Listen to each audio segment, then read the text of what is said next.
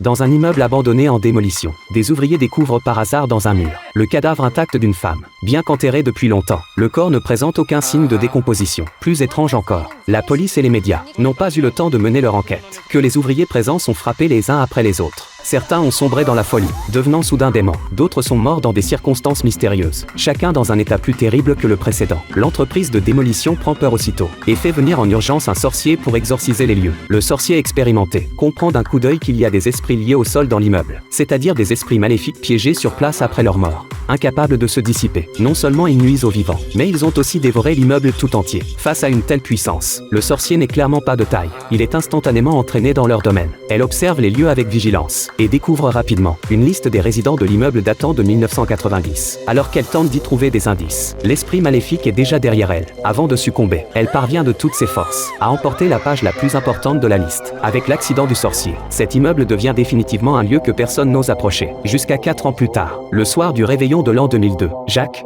le fils du sorcier qui enquête sans relâche sur la mort de sa mère, après avoir enfin mis la main sur cette liste de résidents, se rend ce soir-là avec les affaires de sa mère et une détermination absolue vers cet immeuble hanté. Car ce soir à minuit précis, la porte des enfers reliant les deux mondes va s'ouvrir. C'est sa seule chance de révéler la vérité et de libérer les esprits liés au sol. Avant d'entrer officiellement dans l'immeuble, il prend soin de tracer un talisman sur la porte principale pour empêcher les esprits maléfiques de s'échapper. Le hall du rez-de-chaussée est vide et désert. L'endroit semble plutôt calme. Quand il arrive au deuxième étage, il aperçoit sur le mur quelques graffitis, disant respectivement « Esprit lié au sol ici ». Tous fichus. Il y a un esprit maléfique à personnalité multiple ici. Jacques esquisse un sourire méprisant. C'est justement les esprits maléfiques qu'il cherche. Pourtant dans le tournant de l'escalier menant au troisième étage, une empreinte de main éblouissante le laisse stupéfait. Sa taille correspond exactement à celle de sa propre main. Après avoir repris ses esprits, il se dirige droit vers la chambre du gardien au troisième étage. Car selon ses années d'enquête, en 1990, un autre drame terrible s'est produit dans cet immeuble. À l'époque, le gardien était devenu fou sans raison. Depuis lors, des événements étranges n'ont cessé de se produire dans l'immeuble.